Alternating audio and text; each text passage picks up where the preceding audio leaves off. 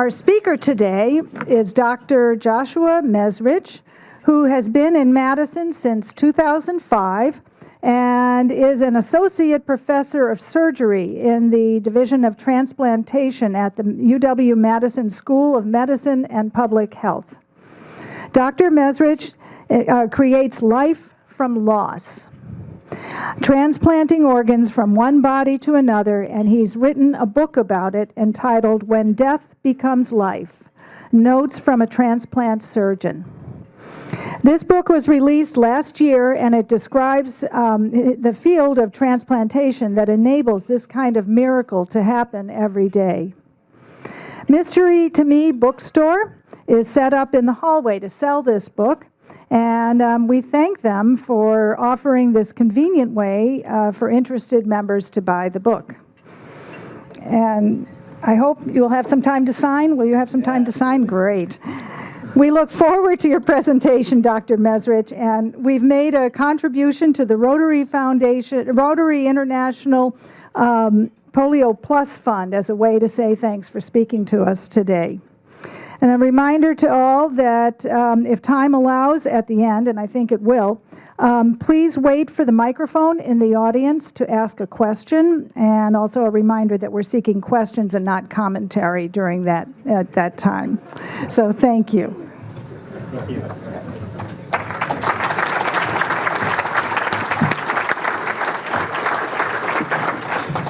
We can take commentary if it's just saying how much you love the book. That would be okay. But anything else? Well, thank you so much for having me here. It's really wonderful to be here. I'm so excited to share with you this book and some words about the field that I'm involved with. And I think it really represents so many amazing things about mankind, and I feel so proud to be a part of it. I have been a transplant surgeon for about 15 years, which is when I came to Madison, Wisconsin. I came for my transplant fellowship because, as you may or may not know, this is really one of the best transplant programs in the country and definitely the best place to train. And so I feel really proud to be here. I have a wife who's a vascular surgeon and two beautiful daughters, 14 and 12, and they love growing up in Madison. I thought forever that neither of them would go into surgery or medicine, which I was fine with. Of course, I want them to do something that they enjoy. But recently, I've begun watching Grey's Anatomy with my older daughter, Sam. And I admit the sex scenes are kind of embarrassing to watch with your daughter. But there's actually a lot of great things about it, a lot of great ethical stories, a lot of really strong female characters who are surgeons. And believe it or not, now she's getting really into surgery, so it's kind of funny. So I want to talk a little bit in the beginning about why I wrote this book. I think a lot of people are curious about that. I am a surgeon. I do primarily liver and kidney transplants, and I take a lot of kidneys out of living donors. And it's a pretty busy schedule. I also run a basic science lab, so why write a book? Well, I grew up in a family of books. Everyone in my family is obsessed with reading. When I was a kid, I have two brothers, Ben and John. I'm the baby, still the baby, I guess. My parents had a rule that we had to read 2 books a week, and that's a lot, right? Primarily in the summer during the school year, they would often down it to 1 book a week. But they really believed in reading, and I suppose some people could have ended up not liking reading because of that, but we all loved it. And my parents would try and read all of the books, and we would talk about them at the dinner table. And Ben is a really fast reader and would pick these tiny books and blow through them. I would always take on like Crime and Punishment or these kinds of things. But I ended up really loving books. My brother Ben is a writer. He's written about 20 books. You've maybe heard of some of them. He wrote the book behind the movie The Social Network about Mark Zuckerberg and Facebook.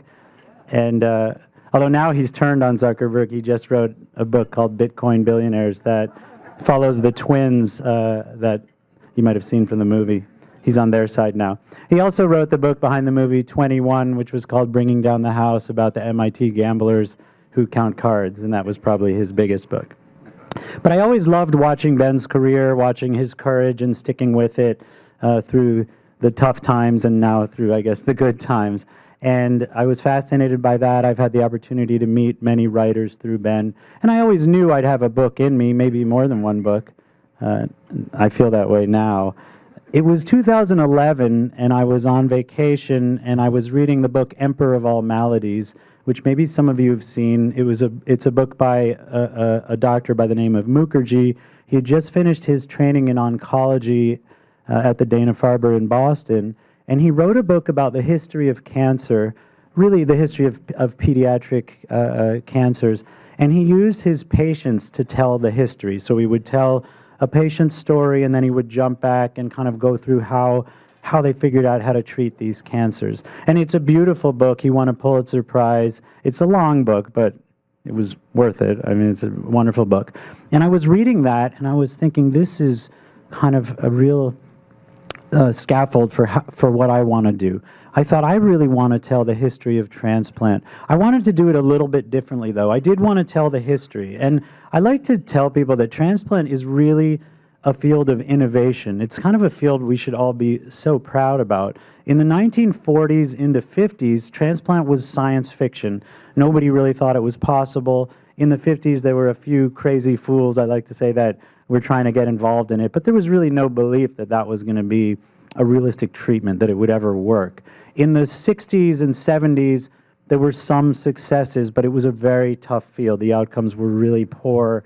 It was really more experimental than really a great treatment. And then by 1983, with the approval of cyclosporin, which is an immunosuppressive drug, transplant became this reliable field with really good outcomes. And when you think about it, from 1950 to 1983, that's such a short period of time where they went from science fiction to reality. To me, it's like landing a man on the moon. That's the kind of level of innovation this was.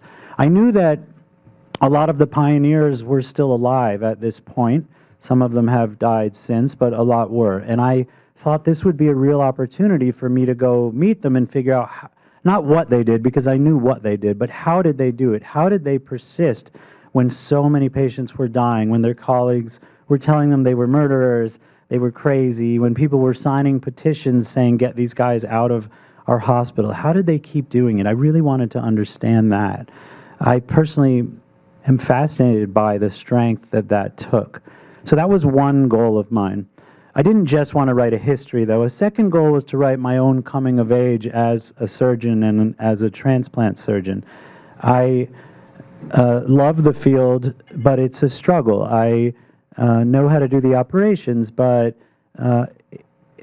it's one of those fields where you're always thinking about your patients, you're always thinking about your mistakes, and I'm really proud to be a part of it. But I wanted to write something really honest about what that's like, to have these great victories, but to have some failures. I've always been a very honest person. I've never had a problem admitting my shortcomings, even though there aren't very many.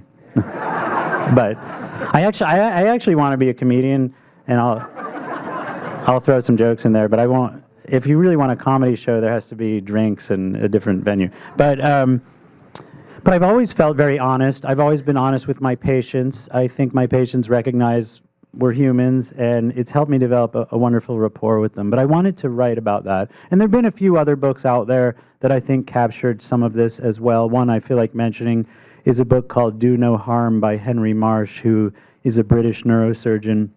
He's written a few books now, but this first one is really the most honest book I've ever read by a surgeon. I highly recommend it. I'm a big fan of the Brits also. There was a period of time where I would do my operations with a British accent, and everyone thought I was so much smarter. So all the nurses would want to scrub with me, and I'd be like, "We pass the diathermy, love."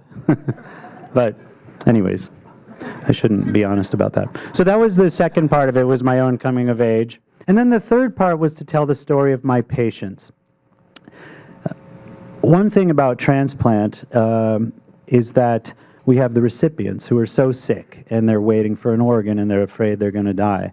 But we also have the donors, and we have living donors and deceased donors. And to me, the donors are heroes. They're the people who run into a burning building to save someone. That's how I look at it. And I think the same thing whether they're a living donor, which is a beautiful thing to be a part of, but also for the deceased donors. I know they're either brain dead or going to die anyways, but I still think the gift is absolutely heroic and beautiful. And I wanted to tell that story.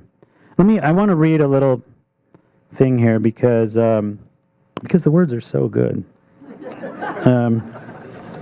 I think this captures kind of my feelings about the field of transplantation. This is why I love the field of transplant. Since I began taking care of sick people, I have noticed that one of the hardest things about getting sick, really sick, is that you are separated from the people you love. Even when families are dedicated to the patient, illness separates the well from the sick. The sick suffer alone, they undergo procedures and surgeries alone, and in the end, they die alone. Transplant is different. Transplant is all about having someone else join you in your illness. It may be in the form of an organ from a recently deceased donor, a selfless gift given by someone who has never met you, or a kidney or liver from a relative, friend, or acquaintance.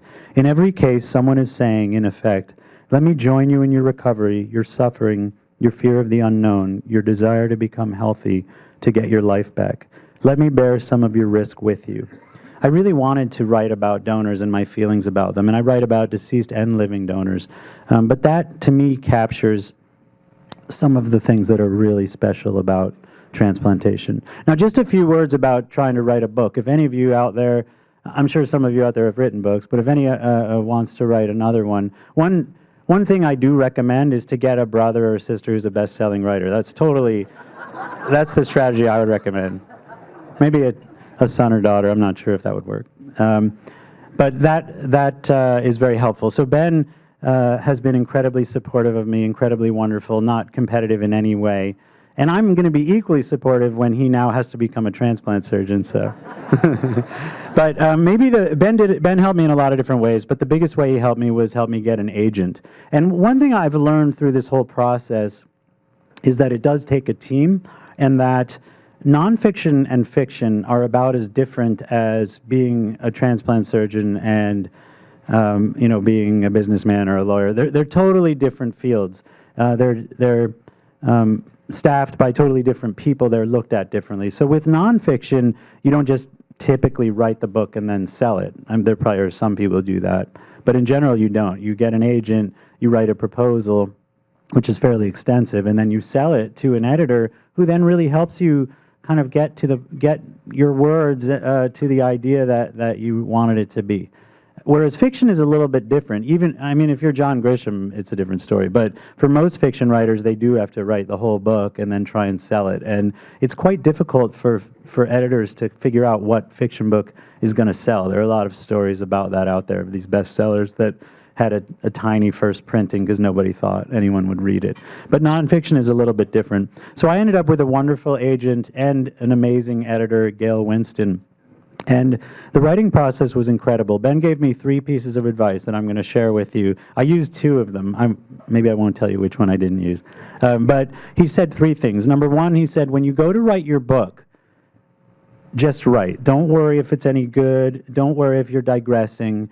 Just write. It doesn't matter. Because he said the number 1 reason people don't finish their first book is they get so caught up in the beginning, they're trying to make it perfect, and they ultimately give up and just drop it. So he was like, just write. Don't even worry about it. Number 2, he said, when you finish writing at the end of the day or the end of a session, never stop at the end of a chapter or the end of a story, because the hardest thing is you get up in the morning or sit down to write again and you just can't get started. You're playing with the internet, your kids are running around, who knows what else is going on, and you can't get going. So he said stop in the middle of a story or even in the middle of a sentence, and then you'll sit down, you'll start finishing it, and you'll be going, and all of a sudden you'll start writing. Those were the 2 that helped me greatly. The 3rd piece of advice for him, he writes a certain amount each day. So he'll say, I have to write 20 to 30 pages a day. But he's a full-time writer. He does other things, but that's like his primary job. Whereas I have this other stuff going on. So I couldn't so much do it that way. I got to tell you, when I went to write this, I was obsessed. I loved every second of it. I couldn't wait to get out of bed at 4 in the morning to write before the kids got up. I would write between cases. Every weekend from 6 in the morning till 6 at night, I wrote like an animal. I just loved it. I'd be sitting in the corner of the room cackling away, and my wife was like, what are you doing over there? But I was writing the great American novel. It was just so incredible. So I wrote like crazy for a year. I spent a year on the outline, and then I wrote for a year. And at the end of the year, I was like, wow, I really wrote a lot. it was really long. So I called Ben and I said, Ben, how long is a book? Because you can't tell, like it's on a word processor, you don't really know how long it is. And so Ben said, well, we think of books in terms of words. An average book is 60 to 120,000 words. And he's like, how long is your book? And I didn't want to tell him, but I said, it's 300,000 words, which is actually longer than the Bible. But, but I had more to say. I mean, transplant is a big deal. I should warn you guys, I was in college a Russian language and literature major, so I feel like Tolstoy would have been very impressed by my efforts. And I actually did just reread War and Peace. That was like one of the things after I finished the book I wanted to do. That's long. Anyways, so then I worked with my editor. I spent an additional year cutting it down to 100,000 words, so if you do want to buy it, you don't have to have someone carry it for you. And they're all good words, perfect words. Okay, let me actually talk a little bit about the book for the next few minutes. So I always knew I would start and end the book on an airplane. And I wasn't writing it while I'm on an airplane, just to be clear. But I knew I'd start it that way. And the reason is, we fly out to get the organs. And a lot of my friends are surprised by that. It didn't occur to them that that was part of transplant. I think it does capture the adventurous spirit, the excitement of the field. And it also captures how, we kind of bring this web together. We bring these organs to these people. People are flying in. So I always felt like that was the way to do it. We do, unfortunately, fly in some bad weather. I do realize that pilots will pretty much fly in anything. So, commercial airlines are totally safe because they have rules about when to fly. But if any of you guys, sail or mountain climb or fly, you realize how much weather plays a huge role in getting to the other side. So this is how the book starts. My brother Ben makes fun of me because he's like, nobody reads anymore. I'm like, I have one book. Let me read a little bit. 20 books, you don't need to. Okay, chapter 1, A Perfect Organ, in a small plane over the hills of La Crosse, Wisconsin, September 2 a.m. While I'd been on planes many times, I'd never experienced the full power of a thunderstorm at 10,000 feet. The small King Air, a 6-passenger dual prop, was bouncing around uncontrollably. Every few seconds, it would go into free fall and then hurl itself back up violently. The two pilots in the cockpit were hitting knobs and dials, trying to silence the various alarms that sounded as we rocked violently back and forth. It didn't help that our physician's assistant, Mike, who had been on hundreds of flights in small planes before, was screaming uncontrollably, "We're gonna die! We're gonna die!" That was edited for language. Given that Mike was such a seasoned member of our team, I could only assume that this particular flight was going badly. I'll skip down a little bit. I hadn't chosen transplant surgery so I could fly through thunderstorms in the middle of the night over the fields of central Wisconsin. Hell, I'd grown up in New Jersey, spent most of my life in the Northeast, and had never known anything about the Midwest. I had been drawn to Madison because it is one of the best places to be a transplant fellow. That's still true today. One funny thing about the story, after we landed, the pilots, they did actually kiss the ground, believe it or not. But then they said to me, we prefer to fly freight. And I said, why? And they said, because freight doesn't scream. I was like, okay, thanks for telling me that after the fact. I wasn't screaming. I was quite silent. That's how I manage stress. I get really quiet. So so we were flying out to procure some organs. We don't use the word harvest because that's very vulture-like. So anyways, we were flying out to procure some organs. And I want to talk about that a little bit. The first time we went up on a procurement, I believe it was in Green Bay, actually. And when we got there, Mike was with me again, and he said, let's go talk to the family. And I was horrified. I thought, I don't want to talk to them. They're going to look at me as this vulture who's come to take their loved one's organs. We're going to wheel the loved one away, and that's what they're going to remember. I felt really nervous about it. I couldn't have been more wrong. We walked into the room. There were about 15 people in there. It was a young man who had died much too young. And the family were kind of multiple different generations, and they were all crying. But when we walked in, the room lit up. They hung on to every word we said. They wanted to know about the process. They wanted to know who was going to get the organs. Were they going to happen that night? Would they be going to a Packers fan? Of course. They're like, not a Bears fan, right? Definitely not a Bears fan. Which organs were we going to use? What was it going to be like? Could they meet the people afterwards? Could they tell them about their loved one? Then they wanted to tell us about who that person was, who they were leaving behind. It was truly beautiful, and we were all crying by the end, and then we hugged every one of them, and they kind of were like wishing us so much luck because they felt like this was so important that this worked out, and we went to the operating room. Now, in our group, when we do a procurement, after everything is set up, we have a moment of silence where we kind of think about what it is we're doing, what this gift is, and then our lead coordinator will then read something. Usually it's something the donor family has given us. Often it's a story about the donor, a team they loved, which is always the Packers, of course, something they like to do, a place they like to go to, of course, something about their family, sometimes a poem or a prayer. And we listen to that, and we're all kind of tearing. And then we turn to the operation. And I've always thought this is quite fascinating, managing the emotions and then doing surgery. And when I do surgery, whether it's on a donor or on a recipient or anyone, I think it really is like solving a puzzle. I look at each operation as a puzzle. Some puzzles are 10 pieces and they're really easy. And then some puzzles are 1,000,000 pieces and they're unbelievably hard.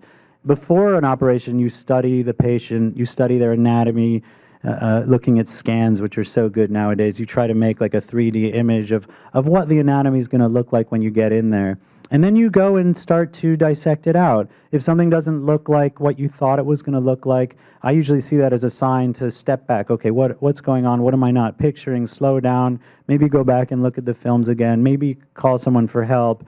Maybe get a bigger view to see if you're in the right spot. It really is like solving a puzzle. I don't really sit and think about who is this person while I'm operating on them, who loves them, who cares about them. I don't feel like those thoughts would be helpful or useful during the operation. I care a ton, of course, about how the patients do, but I think the operation is truly this task. And even when it's a donor and you're so emotional about it, you have to be able to flip and do this task. It's just critical that you get it right. It's this incredible gift. Another thing that's kind of amazing about transplant, you have this donor family, and I want to be very clear. I really believe the donor and their family are our patients just as much as the recipient. So I don't like to say we got to make sure we capture all these donors because we have so many people waiting on the list. I mean, that is true. But what I think is we've got to help these donors give this gift, this legacy, this beautiful, selfless gift that makes their loved one live on. Of course, I want to get all the recipients transplanted, but that's how I look at the donors. I find it interesting when you come back and then you meet the recipients, and almost always transplant recipients have a big crowd with them because they've been waiting a long time. It's really, usually they have a big support system, and they're so overjoyed that they're getting an organ, that their life is saved. I mean, these are people who've been waiting on a list, afraid they're going to die, feeling like crap. And so this is like being given the gift of life. But they also know that someone just died, and it's a very mixed emotional feeling for them. And that's okay. I think it's really beautiful, and I love being a part of it. And almost all the recipients will immediately ask us about how they can get in touch with the donor family. And in our country, we do help make that happen if both sides want to do it. There are some countries where they actually don't allow the donors and recipients to meet because there was some ethical question. Would the recipient feel they owed something to the donor? Would they have to live up to something? I totally disagree with that, having seen so many beautiful interactions that are just heartwarming. What is more amazing than the picture we all have in our transplant units of the mother holding the stethoscope, listening to her daughter's heart beating in someone else, years later? It's just unbelievable. I've spent a lot of time with donor families who say this is the only reason they got through it. Sure, there could be some risk in the other direction, and we always make sure that both sides want to interact. It doesn't always happen. But I should tell you that I don't want to get you guys too sad, so I always got to fit in a funny story. So thinking about this donor from Green Bay, I one time was doing a liver transplant, and my team was up getting the liver, and I knew the procurement was in Green Bay. And so I walked into the holding area, because we go back a little bit early before the organ's gotten back. And I look around, and I notice that everyone's got Bears gear on, like hats, gloves. The patient had a blanket that was Bears blanket. I mean, it was like Ditka was in the room. It was just pure Bears. And I remember in my mind thinking, that's kind of interesting. I won't judge. I mean, I actually did my residency in Chicago and really liked it there, but don't worry, I'm a Packers fan now. But anyways, I just thought that was odd. So I did the transplant, and it really went perfectly because I'm really good at it. No, I'm just kidding. No, it went well. And so the next day, I'm very humble. I just want to be clear. But so the next day, I went into the room, into the ICU, and the breathing tube had been removed, and the patient was doing great. And I came in, and they're beaming at me. They're so grateful. And I said, there's been one complication. And they were like, what? And I said, unfortunately, you're a Packers fan now. And actually, it was really amazing. The room erupted, and the guy, I think it bothered him at first, the recipient. He's trying to sort through, what does this mean? But then a few days later, he said, Doc, I feel like I need to tell you this. From now on, as long as they're not playing the Bears, I'm going to root for the Packers. And I thought that was a pretty good step. I mean, and then the other thing that happened that was so cool was on his day of discharge, his wife brought a pair of sweats, and she had sewn it so one leg was Bears, one was Packers. Isn't that like so amazing? I don't know. I think it's, sports can actually bring people together, and I thought that was a beautiful story. Okay, I want to shift gears a little bit and talk about, I got to keep an eye on that. I can talk forever. You guys might have figured that out already. But I want to shift gears and just say a few words about living donors. I think living donors are amazing people. They're heroes to me. I think it's just a beautiful thing. One thing, though, the risk of, let's talk about kidneys. We do living donors for livers and kidneys. The livers, we split the liver. It's a pretty big operation. It can be done safely, but it's a huge operation. We also do a lot of living donor kidneys. It's definitely a less complex operation. We do it laparoscopically, so through the small incisions. I even do some through the belly button if you are interested in a cosmetic result. So we'll have a sign up outside for organ donation. We need at least 10%. No, I'm just kidding. But regardless of that, and the data is really great. So let's just say the risk of death donating a kidney is 3 in 10,000. So that's really, really low. The risk of kidney failure over your lifetime, if you donate a kidney, assuming you've been well evaluated, which you would be in this country, is just less than 1% over your lifetime. That's a really low number. It is higher than if you don't donate a kidney. There's no question about that. But it goes from a really tiny number to another really small number. But I hesitate to tell my patients these numbers or to talk about percentages because I don't think it conveys to the patient what I'm thinking. So like, for instance, if I say to a patient, and this is not, I'm not talking about the living donor operation, but if I say to a patient, you have a 3% chance of dying on the table in some operation. Most patients are like, oh, that's great. I won't be in that group. Whereas most surgeons are like, that's horrible. Like there's so few operations we do with that kind of mortality rate. And so like I find, because I do more than 100 surgeries a year, that means I'm going to have all, so I just think the numbers don't convey to the patients what it is I'm trying to say, what it is that the risk that they're taking. So many patients will say to me, Doc, I could go outside and get hit by a car, tomorrow. And I say, no, this is getting hit. You've been in the accident. You've been hit by the car. Let's talk about the recovery. Now, I don't want to scare people away because I think it is really safe. But I just think it's important people know what they're getting into. I think some of that leap into the unknown, I like to use that expression, some of that is what makes it so beautiful. You leap into the unknown, you put your hands in someone, you put your life in someone else's hands, you take some of the risk with the recipient, you join them in their illness, and you save them. And almost all of our donors will say it's one of the best things they've ever done. I want to read one story, another one with great words. Here's an example of why the numbers don't always affect a donor's decision. A potential donor came to see me wanting to donate a kidney to his wife, the love of his life, the mother of his children. He had been turned down by a major program due to medical reasons. He didn't have any absolute contraindications. He was not diabetic, didn't have heart disease, didn't have any cancers. But he was obese, his blood pressure was high, and he had a history of smoking. Each one of those things could have increased his risk of having a problem with his remaining kidney. When I first saw this man, I had my doubts too, but he told me, I know you guys think I'm a little more high risk than your average donor. I get that. But you've got to help me. This is something I really want to do. My wife is my whole life. Our family doesn't work without her. She has done so much for me. If you let me do this, I will thank you forever. I'll sign any form you want. I promise I won't sue you. Smart guy, smart guy. If down the road something happens to my other kidney and I go on dialysis, it will be worth it for me. I have no hesitation. I mean, what do you say to that? He clearly knows the risks. He wants to do this. How paternalistic are we supposed to be? Who am I to say he can't do this? Now, it is possible for someone to make a bad decision based on emotion or stress or desperation, right? So, like, we wouldn't let a parent donate a heart to their child when I think a lot of parents would be willing to do that. That would obviously be too much. But we're a long way away from that. You know, say he's riskier than the average patient. His risk is 2%. Say it's 3% of renal failure over his lifetime. Can't he make that decision? I ultimately fought for him and got him through our committee and let him donate. It was a hard operation, actually, because he's a really big guy.